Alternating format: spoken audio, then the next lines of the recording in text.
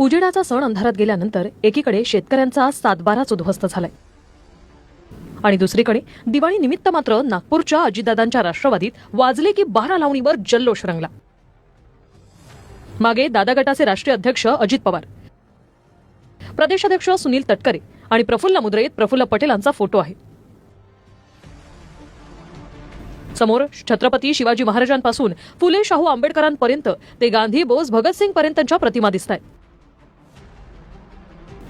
Round table conference भरावी तसे दादा गटाचे समर्थक सभागृहात खुर्च्यांवर विराजमान झाले आणि मधात वाजले की 12 लावणीवर नृत्य सुरू आहे।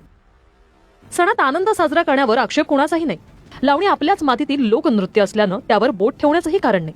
मात्र जे नेते आणि पक्षाचे पदाधिकारी सार्वजनिक जीवनात आम्ही शेतकऱ्यांप्रती संवेदनशील असल्याचा अहोरात्र जागर करतात, त्यांच्या याच सार्वजनिक वर्तनावर सोशल मीडियातून टीका होते।